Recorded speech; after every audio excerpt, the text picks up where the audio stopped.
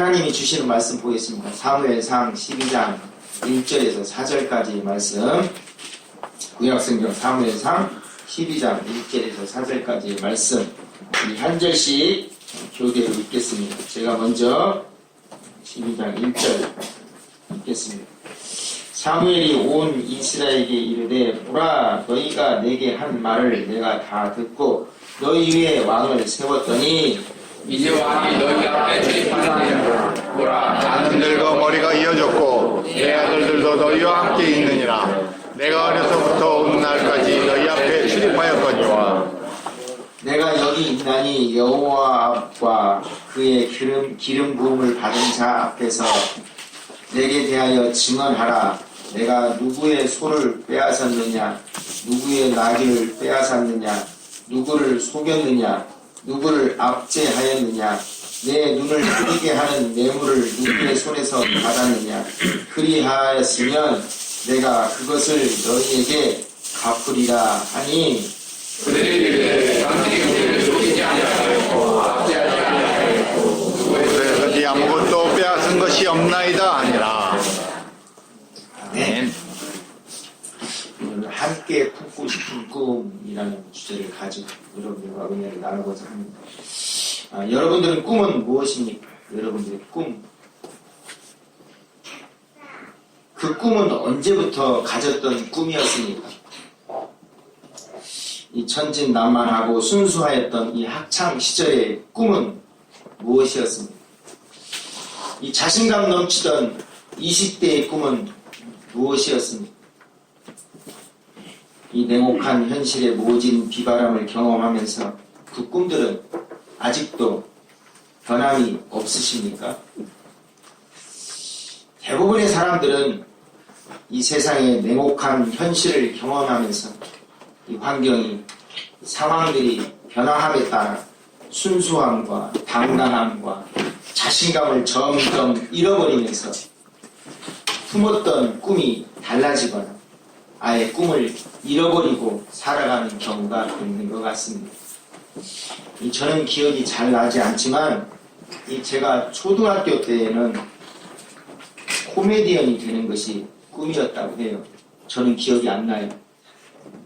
젊은 사람들은 모르시겠지만 이 60, 70년대만 해도 이기동, 배상용, 구봉사라는 유명한 코미디언이 있었어요. 인기가 정말 대단했습니다. 저의 친척 어른들이 하시는 이야기를 들어보면 제가 어렸을 때 이 코미디언 흉내를 잘 내었다고 해요. 그런 저의 모습을 보고 너는 커서 뭐가 되고 싶냐라고 물어보면 그때마다 저는 코미디언 될 거예요 라고 했대요. 저는 기억이 나지 않는 일입니다. 그런데 이 고등학생이 되었을 때는 영화배우가 되는 것이 저희 꿈이 되었어요. 비웃네요 여러분들이. 그때는 괜찮았어요. 저는 그 꿈을 이루기 위해서 이 중앙대학교 연극영화과를 가려고 했어요. 그러나 평소에 공부를 열심히 안 하다 보니까 갈 수가 없었습니다. 그런데 먼저 무용과로 들어간 후에 연극영화과로 이 전과를 하면 된다는 것을 알게 되었어요. 그래서 이 무용과로 입학을 하였습니다. 그러나 제 뜻대로 되지 않았습니다. 여기저기 기웃거리다가 어느 순간에는 이 영화 배우가 되겠다는 꿈은 온데간데 없어지고 큰 부자가 되겠다는 꿈을 품게 되었어요. 군대를 제대하고 이 부자가 되겠다는 꿈을 이루기 위해서 이 서울에 있는 유명한 이 나이트클럽에 웨이터로 취직을 하였습니다. 그곳에서 돈을 잘 벌 수 있다는 생각 때문이었습니다. 26살이 되어서는 이 부모님의 가업을 물려받아 사업을 하게 되었어요.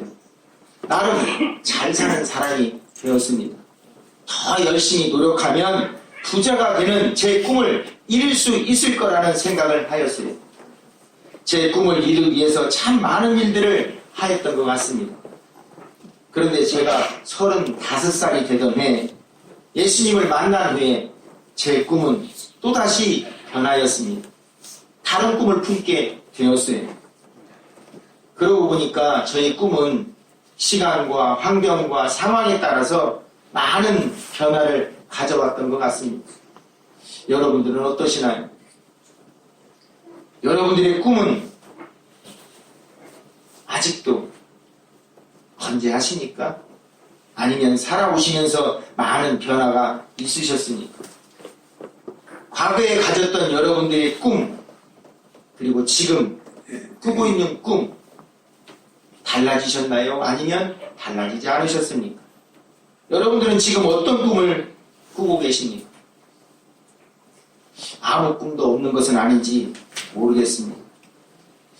오늘 본문 말씀은 사무엘이 늙어서 백발이 되었을 때 이스라엘 왕과 이스라엘 백성들 다 모아놓고 그 앞에서 한 말입니다. 사무엘은 이스라엘의 최초의 선지자였어요. 선지자란 대언자를 뜻을 가지고 있는 말입니다. 하나님의 말씀을 대신 전하는 사람이라는 것이죠. 하나님의 말씀을 전하는 사람이다 보니까 어떤 면에서는 왕보다도 더 큰 권력을 가지고 있는 사람이라 할 수 있었습니다. 당시 이스라엘은 신정국가였기 때문에 백성들뿐만이 아니라 이스라엘 왕조차도 이 하나님의 말씀을 대신 전하는 선지자를 함부로 대할 수가 없었기 때문이에요. 그런 사무엘이 세월이 흘러 머리가 백발이 되었을 때 이스라엘 백성들을 다 모아놓은 자리에서 이제까지 선지자로 살아오면서 사기를 치거나 힘없는 사람을 핍박하거나 그래서 재산을 갈취하였다거나 뇌물을 받고 불법을 저지르고 불의한 일을 하여서 피해를 본 사람이 있으면 지금 이 자리에서 자신을 고발하라고 하였습니다. 그러면 그 사람들이 당한 모든 피해를 보상해 주겠다고 말했어요.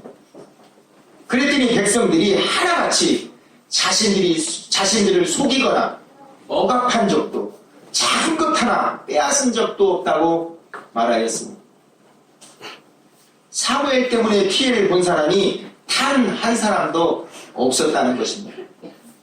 여러분, 사무엘은 막강한 권력을 가지고 있었던 사람이었어요. 왕조차도 함부로 할 수 없었던 사람이었습니다. 마음만 먹으면 얼마든지 자신에게 주어진 힘과 힘으로, 능력으로 많은 부를 축적할 수가 있었다는 것이죠. 그렇게 할 수 있는 지위를 가지고 있었다는 것입니다.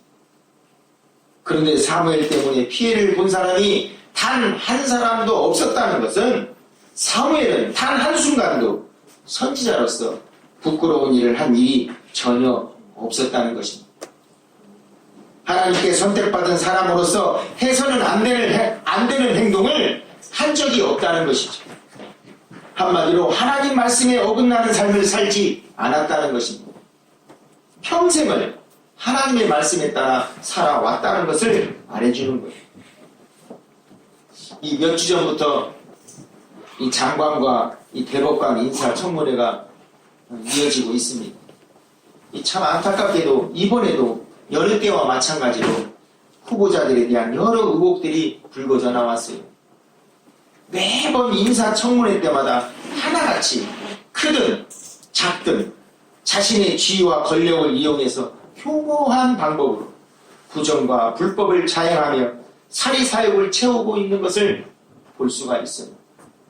그러한 것을 볼 때마다 우리 사회가 어느 순간부터 자신의 지위와 권력을 이용해서 사리사욕을 채우는 것이 당연한 것처럼 그렇게 하지 못하는 것이 어리석은 사람으로 인식되어 버리는 사회가 되어버린 것은 아닌지 우려스러운 생각을 들게 합니다. 여러분, 사무엘도 자신의 지위와 권력을 이용해서 사리사욕을 채우고자 하였다면 얼마든지 할 수 있었어요. 누구보다도 많은 부를 축적할 수 있었습니다. 그러나 사무엘은 평생 그런 일을 하지 않았다는 거예요. 여러분, 많은 사람들은 꿈을 가지고 살아갑니다. 이 지난번에 이 대만 여행을 갔다가 이 재미있는 장면이 있어서 제가 사진을 막 찍었어요. 우리 한번 사진을 한번 보겠습니다.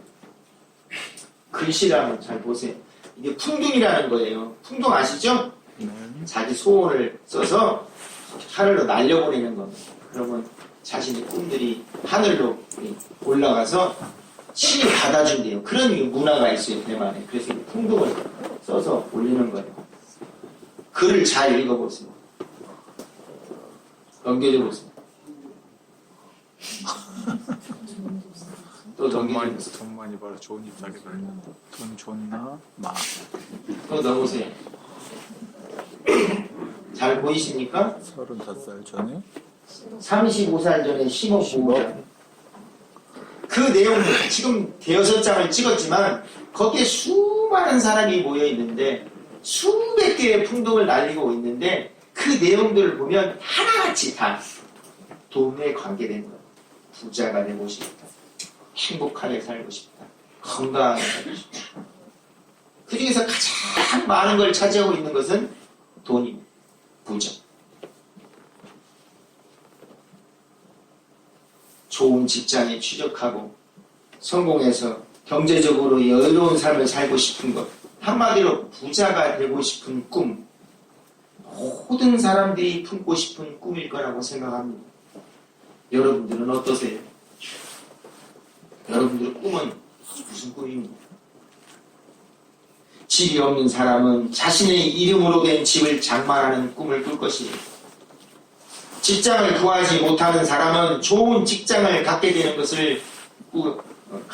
꿈을 꿀 것입니다.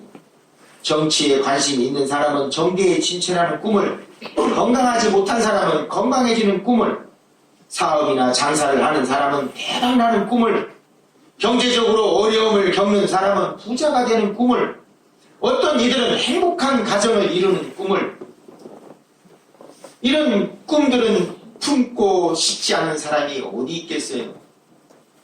이런 꿈들을 이루고 싶지 않은 사람이 어디 있겠습니까?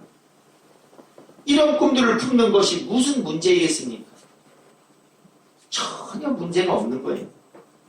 그런데 여러분, 여러분들의 꿈에 대해서 하나님은 어떤 생각을 하고 계실까라는 생각을 해보신 적 있으십니까? 하나님은 내가 어떤 꿈을 갖길 원하실까라는 질문을 자신 스스로에게 해본 적이 있으십니까? 여러분들이 지금 가지고 있는 꿈에 대해서 하나님은 어떠한 생각을 갖고 계실 거라고 생각하십니까? 하나님은 여러분들이 어떤 꿈을 갖길 원하실까라고 생각하십니까? 저는 저의 꿈에 대해서 이런 질문을 해봤던 적들이 많이 있었어요. 과연 하나님이 원하시는 나에 대한 꿈은 무엇일까? 나를 통해서 이루시고자 하는 하나님의 꿈은 무엇일까? 라는 생각을 많이 해봤던 기억이 납니다. 여러분, 사무엘처럼 나이가 늙어 머리가 백발이 되었을 때까지 하나님 앞에 부끄러움이 없이 사는 삶, 그것이 우리들이 꿈이 되는 것에 대해서는 어떻게 생각하십니까? 하나님 자녀로서 하나님 자녀답게 부끄럽지 않는 삶을 살아가는 것이 우리들의 꿈이 되는 것에 대해서 어떻게 생각하십니까? 부자가 되고 건강해지고 유명해지고 그런 꿈 갖는 것도 좋지만 죽는 그날까지 하나님의 자녀로서 부끄럽지 않은 삶을 살아가는 것이, 그런 꿈을 갖는 것이 하나님이 원하시는 것이라고 생각되지 않으세요? 만약 우리들이 단순히 경제적으로 성공하고 많은 것을 소유하며 사는 것이 우리들이 품어야 하는 꿈이고 우리들이 반드시 이루어야 하는 꿈이라면, 그것이 하나님이 원하시는 꿈이었다면 예수님이 이 땅에 오셔서 떵떵거리고 무엇 하나 부족함이 없는 삶을 이루시는 것을 우리들에게 보여주셨을 거예요. 그러나 예수님은 그렇게 하지 않으셨습니다. 얼마든지 사람들 위해 군림하면서 많은 부를 누리며 살아가실 수가 있는 능력과 힘이 있으셨어요. 병들고 귀신 들리는 사람들을 고치시고 죽은 사람들까지도 살리시는 능력이 있으셨어요. 여러분, 만약에 여러분들에게 그런 능력이 있다면 어떻게 하시겠습니까? 어디에 사용하시겠습니까? 보리떡 5개와 물고기 2마리로 5,000명이나 되는 사람들을 배불리 먹게 하는 놀라운 능력이 있었어요. 예수님이 보여주신 놀라운 일들은 일일이 열거할 수 없을 거예요. 여러분들이 만약에 보리떡 5개와 물고기 2마리로 5,000명이라는 사람을 배불리 먹일 수 있는 양으로 만들 수 있는 능력이 있다면 그 능력을 어디에다 사용하실 것 같습니다. 저 같으면 매일 만들어서 팔 것 같아요. 응? 그러지 않겠습니까? 병든 사람 고쳐주고 돈 받고, 불치병 걸린 사람 고쳐주고 돈 받고, 그러지 않겠어요? 마음만 먹으셨다면 예수님은 자신의 그 놀라운 힘과 능력을 이용해서 많은 재물들을 모을 수 있었고 사람들 위에 군림할 수 있으셨어요. 실제로 예수님의 놀라운 능력을 보고 수많은 이스라엘 백성들이 예수님을 왕으로 추대하려고 하였습니다. 예수님이 마음만 먹으셨으면 이스라엘의 왕이 될 수도 있으셨어요. 아니, 마음만 먹으셨다면 온 세계를 통치할 수 있는 왕도 되실 수 있으셨을 것입니다. 그런 능력이 있으셨기 때문입니다.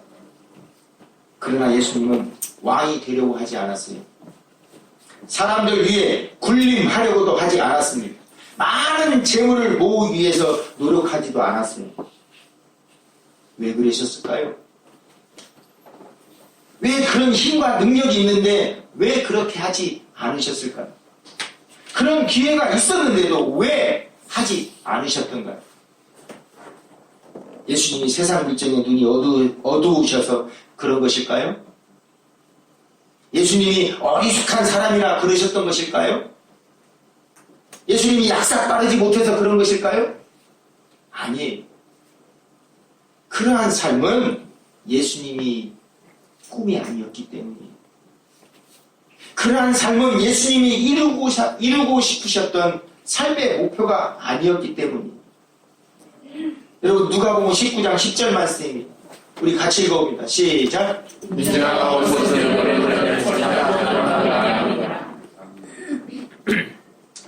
요한복음 3장 17절 말씀입니다. 같이 읽습니다. 시작. 하나님과 세상에 쏟으신 것은 세상을 사랑하지 아니하며 그러하며 세상을 받게 하시니라. 여러분, 이 두 말씀을 해석을 하면 하나님이 예수님을 이 땅에 보내신 것은 세상을 구원하게 하기 위해서예요. 다시 말하면 세상을 구원하는 것이 하나님의 뜻이었고 예수님이 이 땅에 오신 이유는 하나님의 그 뜻을 이루시는 것이라는 거예요. 다른 말로 하면 인류를 구원하시는 것이 하나님의 꿈이었고 예수님이 이 땅에 오신 것은 하나님의 꿈을 이루기 위해서라는 거예요. 하나님의 뜻을 이루는 것이 예수님의 삶의 목표였고 꿈이었다는 것입니다. 예수님은 하나님의 꿈을 이루기 위해서 십자가의 모진 고통도 치욕스러움도 죽음까지 마다하지 않으셨습니다. 예수님은 십자가에서 숨을 거두실 때 다 이루었다는 말씀을 하셨습니다.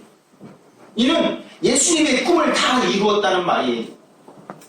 하나님의 꿈을 이루어 드리겠다는 예수님의 꿈을 다 이루었다는 말입니다. 여러분, 예수님은 사람들의 조롱과 비웃음 앞에서도 십자가의 고통과 죽음의 두려움 앞에서도 꿈을 포기하지 않으셨습니다. 힘들고 어려운 상황이라고 해서 꿈을 바꾸지 않으셨던 것입니다. 예수님뿐만이 아니었어요. 예수님의 제자들도 마찬가지였습니다. 그들에게도 여느 사람들이 가질 수 없는 남다른 능력이 있었습니다. 병자들을 고치고 귀신들에게 고통받는 자들을 치료할 수 있는 능력이 있었어요. 그들이 마음만 먹었다면 자신들의 능력으로 많은 재물들을 모을 수 있었습니다. 평생을 떵떵거리며 살 수 있는 재물들을 모을 수가 있었을 거예요. 그러나 그들은 그렇게 하지 않았습니다. 자신의 힘과 능력을 그런 일에 사용하지 않았어요. 여러분, 그들 또한 세상 물정을 몰라서 머리가 잘 돌아가지 않아서 약삭 빠르지 못해서 어리석은 사람이라서 그랬던 것일까요? 아니에요, 여러분. 그렇게 살아가는 것이 그들의 목표가 아니었기 때문이에요. 그것은 그들의 꿈이 아니었기 때문이에요. 한 번은 이런 일이 있었습니다. 제자들이 복음을 전한다는 이유로 제사장들이 그들을 붙잡아다가 예수에 대해서 다시는 전하지 말라고 협박을 하였던 때가 있었어요. 그때 제자들이 모두가 하나같이 뭐라고 하였는지 아십니까? 우리 사도행전 5장 29절 말씀이 우리 같이 읽어봅니다. 시작. 베드로와 사도들이 대답하여 이르되 사람보다 하나님께 순종하는 것이 마땅하니라. 사람의 말을 따르는 것보다 하나님의 말씀을 따르는 것이 마땅한 거라는 겁니다. 하나님의 말씀에 따라 살아가는 것이 자신들의 삶의 목표이고 꿈이라는 말이에요. 그러한 자신들의 꿈을 상황이 어려워졌다고 해서, 상황이 힘들어졌다고 해서, 힘든 환경이 되었다고 해서 바꿀 수가 없다는 것입니다. 제자들은 어느 순간에도 제자로서 부끄러운 행동을 하지 않았습니다. 예수님의 가르침대로 살아가는 것이 그들의 삶의 목표였고 이루고자 하는 꿈이었기 때문이에요. 그들은 모두가 죽음의 두려움 앞에서도 모진 핍박 속에서도 자신들의 꿈을 포기하지 않았어요. 바꾸지 않았습니다. 다음 교회 성도 여러분, 로마서 8장 5절 이하의 말씀을 보면 넘겨드리겠습니다. 육신을 따르는 자는 육신의 일을, 영을 따르는 자는 영의 일을 생각한다고 기록되어져 있습니다. 다시 말하면 육신적인 즐거움과 기쁨을 목표로 살아가는 사람들은 그리스도인이라 할 수 없다는 것이에요. 육수인적인 즐거움과 기쁨을 위한 꿈을 품고 살아가는 사람은 그리스도인이라고 할 수 없다는 것입니다. 여러분, 그리스도인은 육신의 일이 아닌 영의 일을 생각한다고 말하고 있어요. 여러분, 영의 일이란 하나님 일을 말하는 거예요. 하나님의 뜻이 무엇인지, 하나님이 이루시고자 하는 것이 무엇인지를 생각하며 그것을 이루기 위해서 살아가는 것이 그리스도인이라는 것입니다. 고린도후서 5장 15절 말씀에는 이런 말씀이 기록되어 있습니다. 우리 같이 읽어봅니다. 시작. 그가 모든 사람을 대신하여 죽으심은 살아있는 자들로 하여금 다시는 그들 자신을 위하여 살지 않고 오직 그들을 대신하여 죽었다가 다시 살아나신 이를 위하여 살게 하려 함이라. 다시는 그들 자신을 위하여 살지 않고 오직 그들을 대신하여 죽었다가 다시 살아나신 이를 위하여 살게 하려 하십니다. 다른 말로 하면 자신의 꿈을 위해 살아가는 것이 아니라 하나님의 꿈을 위해서, 예수님의 꿈을 위해서 살아가게 하기 위해서 예수님이 죽으셨다는 거예요. 성도 여러분, 사업적으로 성공하고 사회적으로 높은 지위에 오르는 것, 그런 꿈 갖는 것 나쁜 일 아닙니다. 좋은 직장에서 보다 넉넉한 환경에서 물질적인 풍요로움 속에서 살아가는 꿈, 절대 나쁜 거 아니에요. 그런 꿈을 가지고 그 꿈을 이루기 위해서 최선의 노력을 다하시길 저도 간절히 기도하고 있습니다. 그 꿈이 이루어지게 해달라고 저는 여러분들을 위해서 기도하고 있어요. 그러나 그러한 꿈보다는, 그러한 꿈이 여러분들의 첫 번째 꿈이 아니라 두 번째 꿈이 되었으면 합니다. 여러분들이 머리가 백발이 되어 이 땅에서의 여정을 마칠 때쯤 되었을 때 사무엘처럼 하나님의 자녀로 살아오면서 하나님의 말씀에 비추어 부끄러운 삶을 살지 않았다고 고백할 수 있는 그런 삶을 사는 것이 여러분들의 첫 번째 꿈이 되었으면 합니다. 그것이 세월이 변해도, 환경이 변해도, 상황이 변해도 절대로 변하지 않는 여러분들의 가장 큰 꿈이 되었으면 합니다. 성도 여러분, 지금 저의 꿈은 많은 사람들이 부러움을 살 정도로 큰 교회를 세우는 것이 아니에요. 많은 일을 해서 많은 사람들에게 인정을 받고 부러움을 사는 목회자가 되는 것이 저의 꿈이 아닙니다. 큰 교회, 웅장한 교회를 짓는 것이 저의 꿈이 아니에요. 제가 이런 말을 하면 어떤 분은 이런 말을 해요. 목사님이 아직 그렇게 안 됐으니까 그렇죠. 아니에요. 정말 저의 꿈은 그 꿈이 아니에요. 저는 일중심의 목회 철학을 가지고 있는 게 아니라 사람 중심의 목회 철학을 가지고 있습니다. 무엇보다도 성도가 행복해야 된다고 생각하는 사람 중에 한 사람이에요. 일이 먼저가 아니라 사람이 먼저라고 생각하는 사람 중에 한 사람이라는 거예요. 저의 꿈은 사람들에게 인정받고 내 능력을 인정받고 그것이 저의 꿈이 아니에요. 저의 꿈은 주님 앞에서 부끄럽지 않는 그러한 삶을 살아가는 것이 영생의 삶을 살게 되는 것이 제가 가장 이루고 싶은 꿈입니다.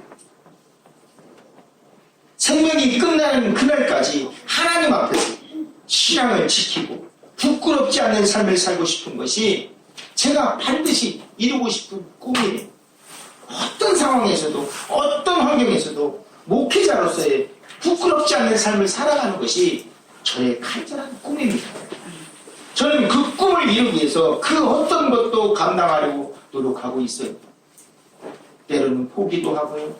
때로는 절제하기도 하고요.